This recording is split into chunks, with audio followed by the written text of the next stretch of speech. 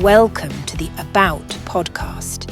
Here we explore your financial health in simple and easy to understand ways. Yes, welcome to the About podcast. If you don't know, you can always find us on theaboutpodcast.com and all the various social medias out there right now. This is becoming a real thing, Roy.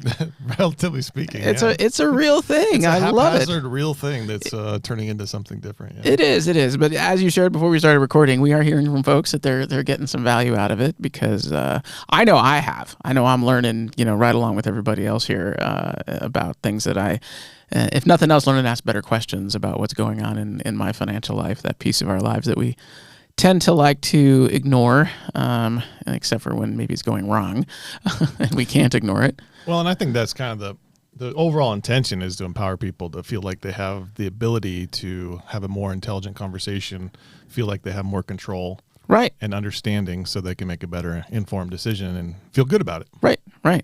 So some of that is segue into the conversation today because we want to talk about risk. And that's like the piece of this that I think is what keeps this out of mind for so many of us is there's risk associated with you, unless you're burying your money in the backyard. But even there's risk of that too. Like, there's something in the Bible about not burying your stuff in the backyard where that doesn't work out well. Where worms destroy or whatever that works out. So no matter what, there's some risk involved, and it's not always easy to comprehend the level of risk and how worried we should be, and no end of things out there that would love to make us more worried maybe than we should be. And so it's I think it's one of the things that helps keep that almost forces people to be a little less engaged, just because wrapping your head around, and who do I trust, and all of this, because we've all seen the market go up and the market go down, and we've watched our, if you've got a 401k or an IRA, those amounts go up and go down, and how worried should we be, and we're really worried in the down market, and we're really excited in the up market, and but there's other forms of risk here too, and it's unavoidable, right? There's there will be life is risky. There is, and when people come to talk to someone like me, they usually think of one place that risk exists. Do you know what that is, Jeremy? I'm going to go stock market. You got it. Yeah. Right? So it does. There needs to be some risk there. I have a pretty funny little photo in front of me that has someone that's talking about financial advisors, what they do, what people think they do, and what they actually do. And it's two columns. One column on the left is what people think they do, and it's investment portfolio, right? And then the column on the right is what does a financial planner advisor actually do? Identify goals, personal cash flow, equity comp, cash reserves, estate planning, real estate, investments, retirement planning, insurance, education, taxes, debt. Wow. Now, when we talk about risk, are we talking about just investment risk? No, we're not talking about that. No. We're talking about there's a lot of risk out there when you do have a plan and you don't follow it, right? When you don't have a plan and you have no idea what you're doing, you're just flailing about. Right. An easy place to start with risk is right now, the inflation rate is roughly 3 to 4%. Yeah. Somewhere in that range. It's come down quite a bit because it was up at 7 like a year ago. Yeah. Yeah, when 3% inflation feels better. Yeah. We're like, we live in interesting times. But a risk that people forget about is inflation risk. Yeah. So if you have your money in the bank, have you looked at your statement recently to see what you're getting actually on your cash in the bank? In the bank? In the bank. Like 0.1? Yep. That's which is right. up from 0.01. Yeah, that's right. That's right. When we had record low interest rates at 0.01 and now we have inflation of 7% and we're still getting 0.1. Yeah. So that's actually a risk because we could also be getting a better return on our short-term money through money markets, those kinds of things. They're paying over 5%. Right. Well, that's the thing. Is even like right now, and like I've got a high yield, and it's getting like 4.5, and you feel good about the 4.5 until you realize, well, wait a minute, inflation's at 6%, so technically I'm still losing ground. Right. So you're slowly losing money. Yeah. And it is a risk that people don't perceive as a risk, right? Yeah. So risk has so many areas that it covers for us, and that's why I wanted to kind of talk through a little bit more detail, all the different areas that we can consider there's risk. Starting at cash. Right. I think is a great place, because that's the bedrock of anybody's financial plan, is how much emergency reserves do you have. Right. And if you have emergency reserves, are they doing nothing at point one? Or do you have those appropriately tucked into something paying you 5% that's low risk? Right. Not risk free, right? Nothing's really risk free. Right. Even your money in the bank is still risk. If the bank went under, you could not have access to it. Yeah, as the fine folks at Silicon Valley Bank. Exactly. Yeah. Exactly. So that's actually the starting point I had on my list here, was the emergency money risk, right? So Okay. how much should you have is always a question. So let's talk to that a little bit too. Okay. So you are going to be getting married. So congratulations on that. Thank you. Yeah. However, when you were a single parent, do you know what the guidance is for having emergency reserves and how long that should last you? Let's go with months. Months. I don't. So if you're a single person, meaning one income, Right. the expectation is about 6 months. Ooh. And the reason that's important, and that's 6 months of your necessary spending. Right? Okay. Which is part of the cash flow risk, which is next, by the way. Yeah. Okay. But so that's 6 months, because if you lose your job, you can still keep your lifestyle and find a job that's the best fit, not the first fit. Right. If that makes sense. Yes. If you have two incomes that are unrelated, for instance, I do have some people that work at the same company. Oh, okay. I would still encourage them to do a 6 month, because if something happened to that company, they could both be out of the job. Right. But if you have two separate jobs from different places and your income is relatively the same, 3 months is appropriate. 3 months. Okay. Yeah. However, it also depends on the income of each person, right? Right. So if you're a higher earner than the other person, you want to make sure that you compensate for that if you do have something happen, right? So that's all just a conversation within the plan. But those are risks that we have to start with, number one, to know how much emergency reserves we should have. Right. And then from there, going into cash flow. All right. Well, let's talk emergency fund reserves. Okay. One thing, because I've just had this conversation with my son. Okay. And my son's 18. He graduated last spring, and he's kind of been working his way through the working world. And one of the things I encourage him to do is save, right? I'm like, he still lives at home. So I'm like, I'm not going to charge you rent, but you need to put money away in savings every month, out of every paycheck, right? As if you're paying rent. And you don't touch that and you leave it alone. Well, he was working at a place and it was fine until it wasn't. Right. And he enjoyed it, but then it really got bad for him. And it was really an unhealthy situation. He needed to not be there. And he started to look around for something new. And he's looking around for something new. If anybody wants to employ an able-bodied 19-year-old, I know one. But it was just getting really bad. And it was really hurting him and his mental health and everything, just to continue to go to this place that was just deeply unhealthy. And I finally said, well, this is part of the reason that I wanted you to save, and save this decent amount of money is, one, he had a down payment for a car when he bought a car. We talked about that. But now he was continuing to save, so he had a decent amount of money. It's like, well, great. Now you have your, pardon the French, FU money, right? Which is kind of like what we call like the emergency reserve. But sometimes the emergency is you're in a toxic working environment, or you're in a terrible place that's harmful to you, your mental health, your spiritual health, whatever it is, and you need to get out of there. So it's not just, the company closes, obviously that's a risk. Or if it's not just you get laid off or whatever, like that's a piece of it too. But there is something to being able to say, at the end of the day, if push comes to shove, if this place is super unhealthy and I need to not be here anymore, right? I can do that and still pay my bills. Yep. Right? Because I'm like, he's got a car payment now. Like, you got to be able to keep making your car payment. But you've got 5 months of car payment in the bank, and insurance and your basic bills. You've got 5 months of that in the bank. It shouldn't take you 5 months to find a job. And it's not going to take you 5 months to find a job. But I think that's the piece of it too. And it makes it a little bit, I think that piece of it, is helpful to remind people when you're talking about emergency funds. It's not, it is a legitimate emergency, health emergency, whatever.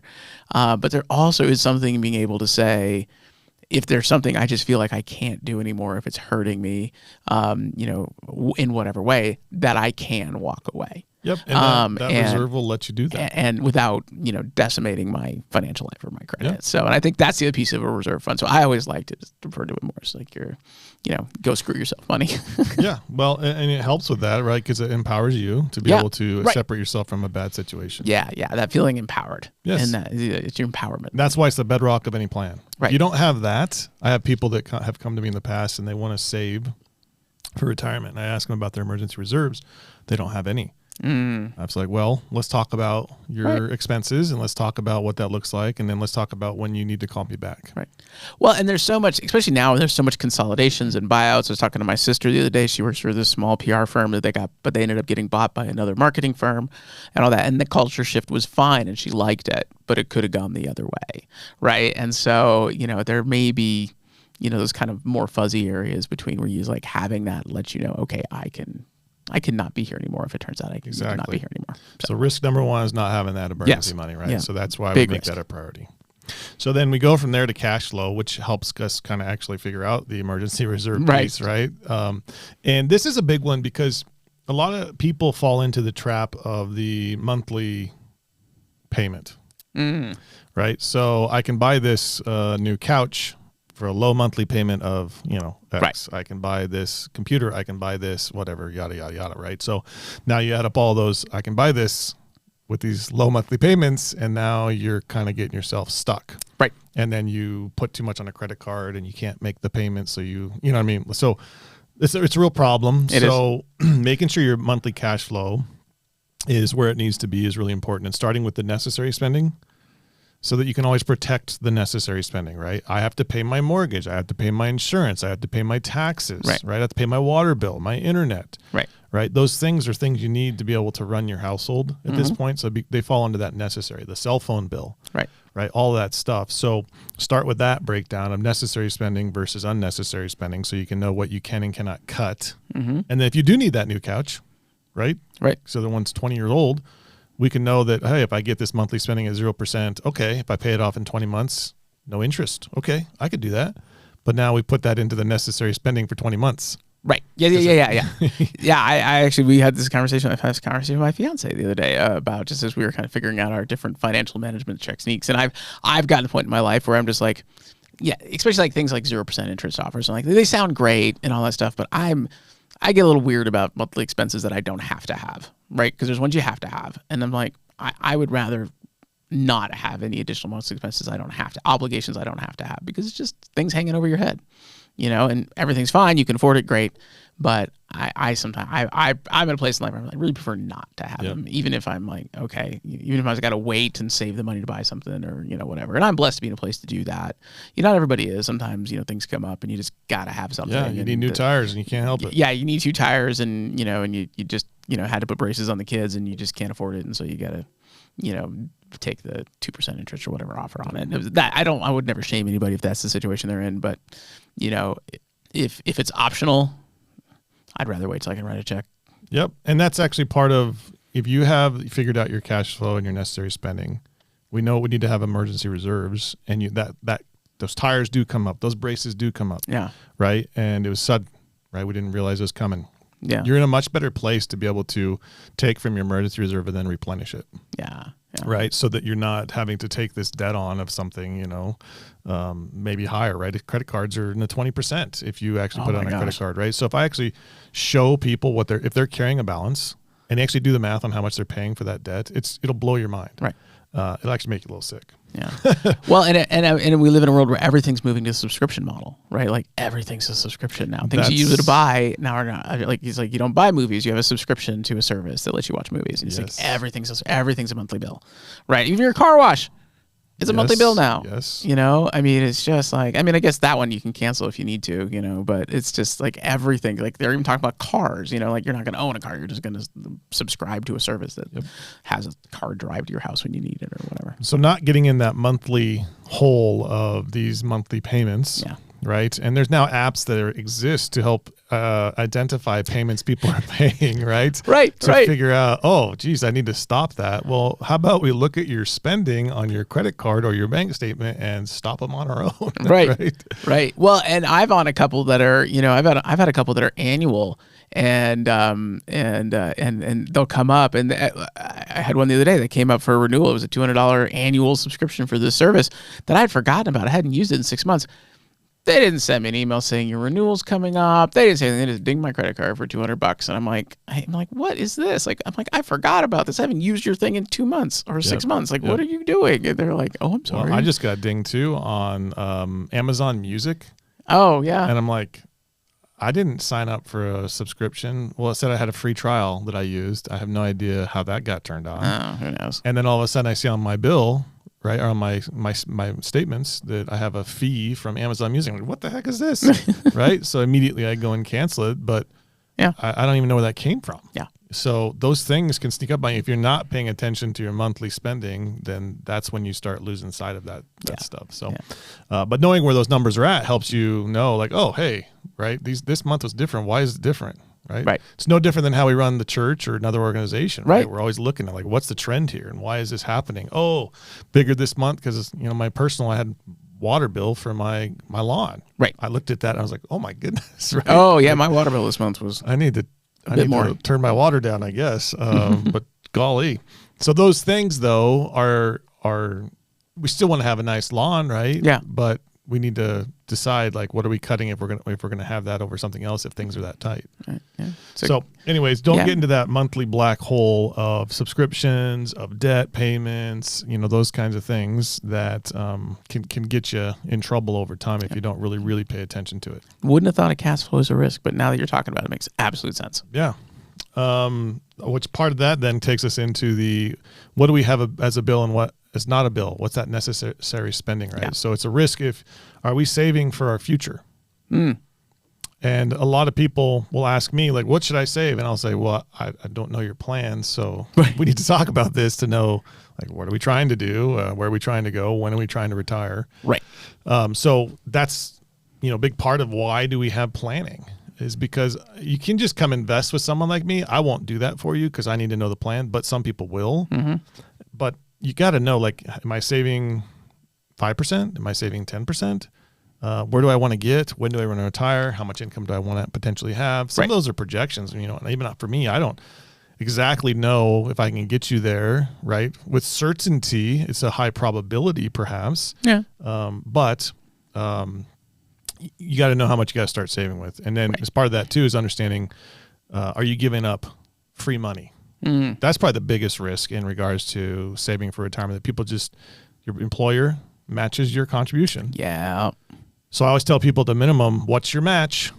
And you need to do the amount that's needed to get the match. Right. Sometimes you have to put in more than the match to get the full match. Right. But you have to understand, you got to understand the rules. And I said at least do that until you can meet with someone like me to actually set up what's the plan and why are we doing what we're doing and where's it going. And, this is a different podcast all in itself too, is what investment vehicle are we using, right? Mm-hmm. Are we using a 401k that's traditional, a Roth IRA? Are we saving it in a taxable account? It's called a non-qualified account. Mm-hmm. What is it we're actually going to put that money into, and how is it going to be invested? Right. All of that stuff is down the road from this conversation. But then the next thing is, okay, so let's say we are saving for our future. Right. Then the investment risk does come into play. Right. Right. But I always tell people, which I just said, I have it drawn out here on my little screen, is the plan drives the risks, which drives the investments. Right. So if I don't know what the plan is, I don't know what to put you in. Right. Because I'm not sure how much risk we have to take. And sometimes I have to have a conversation around that with people that are, are we serious that we can take this low of a risk to get you to your goals? Or do we need to potentially look at taking more risk, and what does that mean? And there's some education around that so they can understand what does that actually, how does that work? Right. Like, what am I going to feel like? What are the emotions that go into that? Because that's a big part of the investing piece, is the emotional risk. Yes. And that is probably the number one reason people use someone like me. Yeah. Right? I'm not emotional about your money, Jeremy. I'm emotional about my money. Right. I even run my own financial decisions through an advisor buddy of mine because I'm emotional about my money. Right. So I have to separate myself from it, just like I do my clients. Oh, that makes sense. I mean, I've got pastors that I talk to. I'm like, when I'm in need of pastoring, or having whatever going on in my life, if feels anything like spiritually going on or whatever, it's like I talk to somebody else, because I'm like I'm great to talk to somebody about their stuff, but the physician heal thyself does not actually work. So, because you can't separate your emotion from it. But I am emotional about my money.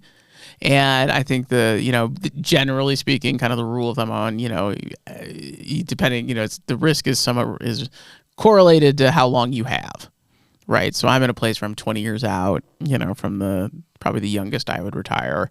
So probably a little bit more tolerance for risk than somebody who's 5 years out, and that's how I've always kind of heard it. But that feels also pretty basic. So I imagine there's more nuance to it than that. I'm actually really glad you said it like that, because you said how long you have. Yeah. Well, if you're retiring in 20 years, you're not dying in 20 years, right? Oh, yeah. So we're trying to invest your money past your life. Right. So if you go to like we talked about last one, average life expectancy is in the 70s for men or something like that. Well, then we potentially need to make sure that money is not taken too low of risk too soon, because you got a lot of years to live. Oh, yeah. Right. So you retire at 67, whatever it is, but then you're thinking, it's not unheard of to get to, late 70s, 80s, early 80s, even for guys. The probability today is if you're a married couple and age 65, there's a 50% chance one of you will live to 90. Yeah. Oh, wow. And the older you get, right? So let's say you're a married couple and you're 70, now the probability is much higher that one of you's living to 90. Yeah. So we're investing for the survivor. Right. And then we're investing for, maybe people have enough money that they're not going to run out of money. And then we're starting to invest for what's the goal on leaving the money behind. Right. Anyways, so all of that plays into that. So I'm really glad you said it like that, because a lot of people do, well, I'm going to have it at this risk until I retire, and then I'm going to lower my risk. Well, what does that actually mean? And should you?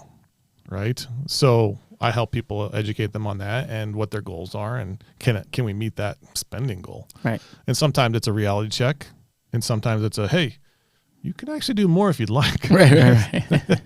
Had that conversation with a couple recently, and I'm like, you guys are doing really good. Right. If you need an extra little bit per month, we can do that and not have any problem with your plan. And they're like, well, we don't need it. We just want to be careful so we don't run out of money, which is the default, which most people have, right? Yeah. Don't want to run out of money. No. So anyway, so that's a big part of the risk. And then the big part that's talked about with investment is when you invest your money, Jeremy, have you heard what should you do and make sure that you have done with your money? Starts with a D. Diversify. There you go. That's the buzzword of the day. Got to diversify. That's been buzzword for 20 years. What are you talking about? I got to diversified investments. So diversified, which is one thing for the actual investment portfolio, but it's actually another thing for the household. Oh, okay. Right. So are we diversified with in retirement, for example? Where's this income coming from? Are we getting all of our income from our portfolio? Or do we have some Social Security? We have some pension. Maybe there's an annuity over here. Maybe there's a portfolio, right? Yeah. Maybe there's some rental income. I don't know. Yeah. But diversification is not just about investments, right? It's also diversifying. Where's my money coming from? Where are my assets at? Right. So I don't have only my money in the stock market. I have real estate. Right. I have a home. Right. Those kinds of things that are diversifying my holding of my money. Right. So diversification is a risk piece that a lot of people don't think of in the more broader sense that it really is. Right. So if you have a home, you got some money in land, you got some money if it's in the country and it's raw land versus in the city where it's, different rules. Yep. All of those things are different forms of diversification of assets. And having a lack of diversification isn't necessarily a problem per se, but then it becomes even more important that your assets that are invested in the market are diversified even more appropriately, so we can make sure that we're not overlapping or underexposing you to things that maybe you need to have a little real estate in your portfolio for that purpose. Right. But if I got this client over here that owns 3,000 acres, well, maybe they don't need real estate exposure, right? They've got that covered. Right. So looking at that whole picture helps me identify that risk. So all of that plays into how much risk are we taking, starting with our cash. Right. And it just kind of goes down there from all of our assets, which I've basically just walked you through setting up a financial plan. Right. Well, and I think that's the big unknown in it is the risk, right? Because and the reason that's there is, or the reason that's important is, it is, risk versus return, right? We haven't really talked about the other R, right? And you're like, well, why would I want more risk? I'm like, well, because possibly more return. And statistically speaking, I mean, it's one of those things that we know over time, the stock market has traditionally returned a certain amount, in a very volatile up and down sort of way, right? So on a longer term, you can predict things, but when you're in the troughs, it's a lot harder to recognize, like, this is probably going to go back up. I remember actually going to one of your lunch and learns a few years ago at a time when the market was down, and there were some other folks there who were part of it that were definitely who were already in their retirement years, and having a very much stronger reaction to seeing their numbers go down than I was having where I am right now. Like, it's easy for me to say, all right, things are down right now. I get that, but I still got a decent chunk in there. I'm still, now's the time to buy, kind of, and I have time to watch it go back up. But I had a lot of sympathy for those who were already in their retirement years, who had to deal with a down market for a little while. That feels different. Yeah, and retirement income is definitely a strategic process. Yeah. Right. So if you're in retirement, what are you doing with your short term, your intermediate term, and your long term? And when you actually have that strategy built out, we just had this situation last Monday, a week ago today. Mm-hmm. Right. The world was falling apart over the weekend if you paid any attention to anything. And this is probably the first time I really experienced a down market where social media was so ridiculous. Warren Buffett sold half of his Apple position and the world's falling apart. And the market was down about 2.5% last Monday. Yes, I was out of town. Yeah. So good for you. I missed it. I was out of town. It was, people were freaking out. And, Warren Buffett he didn't sell half his position on Friday. Like, when you own billions of dollars of something, you don't just sell it in one day. You have to slowly liquidate. Right. But suddenly it became a headline where Warren Buffett sold half of his Apple and, the world's falling apart. And then we had a down day on Monday, and then Tuesday it was up. Maybe, I think Wednesday maybe back down, Thursday back up. Nothing unusual. No. Right. The market will typically have 1 to 2 10% corrections per year. Okay. A lot of times a 20% move every year or two. Okay. And that's normal. It's just part of the process. We should have that, because that actually it forces companies to not just live in the glut. Right? Yeah. They have to tighten their belt. Yeah. And if we don't have that process, that's a really bad thing, because then people get really sloppy. Yeah. And our production goes down and everyone's just fat and happy, but we're not actually getting that efficiency that a down market actually creates. So I always talk to people about risk is a very big part of my conversation piece. I had nobody panic on Monday. Well, nobody. Good. I had somebody actually call me to invest. Nice. The week prior, because there were some down days the week prior. Actually, I had somebody else call me to invest. Wow. Because if we have a plan, we work the plan. We're not reacting to the market. Right. So, but that's a big part of that risk conversation that I spent a lot of time on with them to educate. And it's just education. Mm-hmm. Right. So here's another statistic for you. So I can't quote this source, so I apologize, but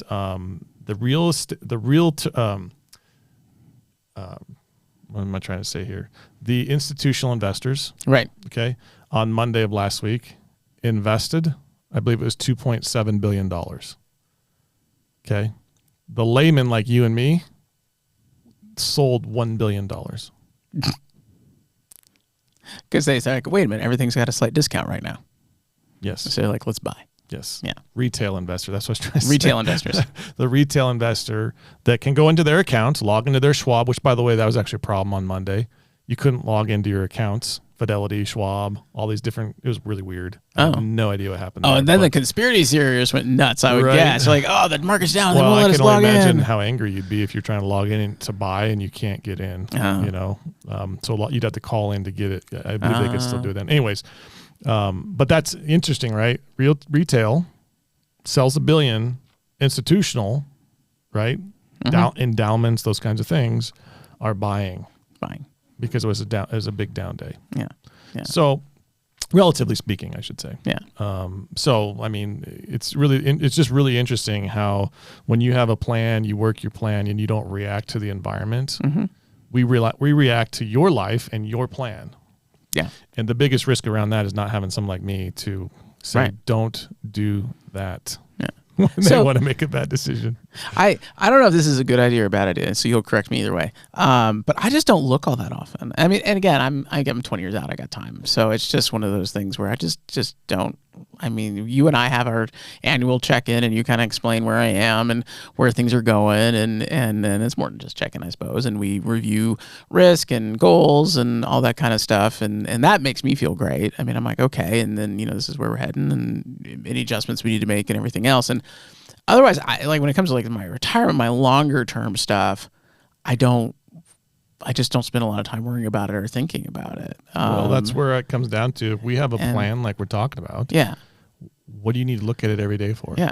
Right. I'm paying attention to the quality of what you own. Right. If that ever changes, obviously we'll address it. But from there, are we working the plan still? Yeah. And I wonder if people are honestly, if it isn't, because I can see this in my life, and I imagine many people do, aren't just part of it is like, it's not that we're unaware of the risk, we're maybe fixated on the wrong one. We're not worrying about emergency fund risk as much. We're not worrying about cash flow risk as much. We're not worrying about, that kind of thing, and making sure that we're not, paying $30 a month to some service we're not actually using, because that money adds up after a while. Yep.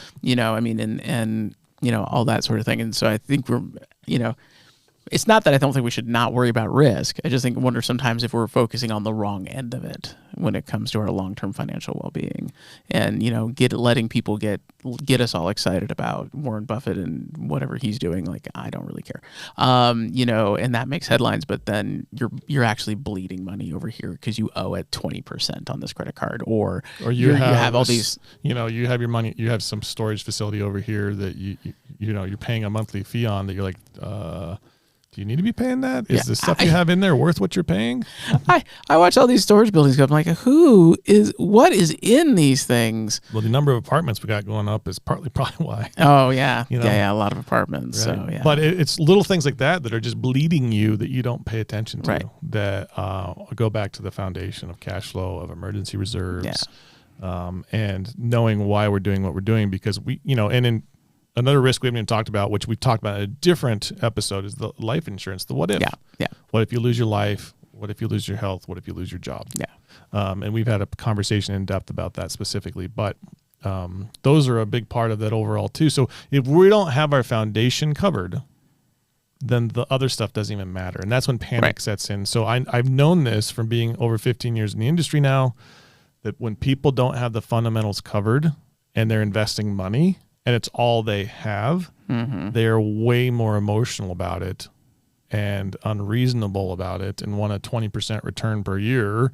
Right. And I can't make money grow on trees. Right. And I've just seen it over and over and over. And those are not ideal clients for me, because they don't have the plan, and they're not working the plan, and they're not starting with the fundamentals. Yeah. Yeah. And some people just need to be educated around that too. If you're coachable, I'll totally help you. But if you're not, if you're ingrained, if you want to retire tomorrow, it's really difficult for someone like me to help people like that. Yeah, I hear you. All right. So that's risk. That's risk, folks. It's a big deal. It's something we have to really pay attention to and really look at, and make sure that we cover those fundamentals. And if you don't feel like you've got those covered, find someone like myself that's a planner, not just an investor, but a planner, and can help you look at your situation.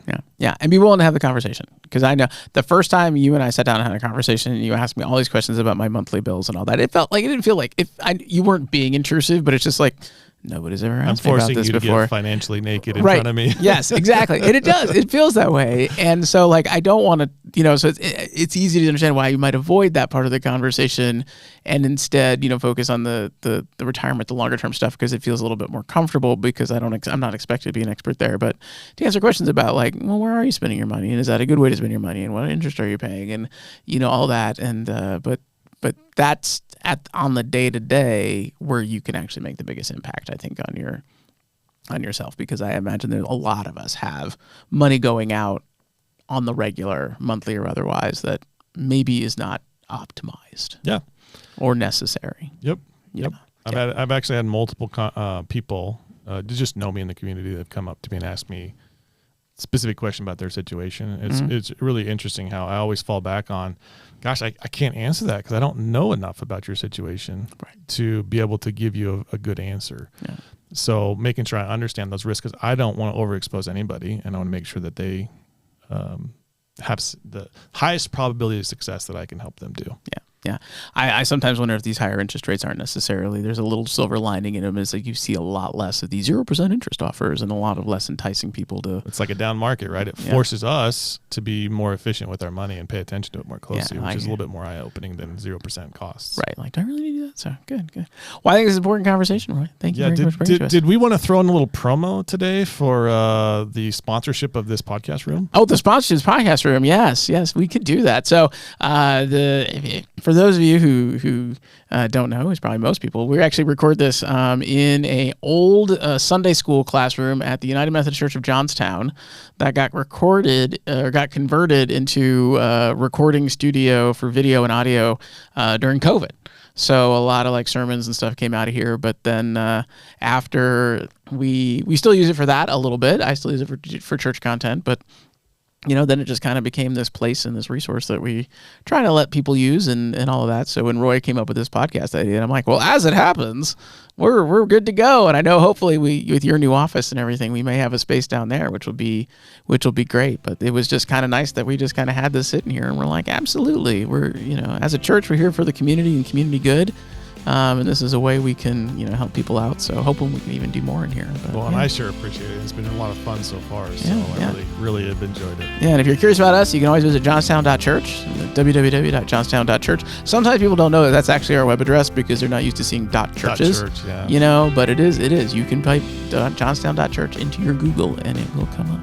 Well, we appreciate it. We're very thankful over at this side of the table. Yeah. Well, I'm appreciative of you and of the opportunity. So, again, I learned as much as anybody else is with these. So, thank you, Roy. Appreciate the support and conversation as always. Thank you, sir, and thanks, everybody. All right. Have a great day.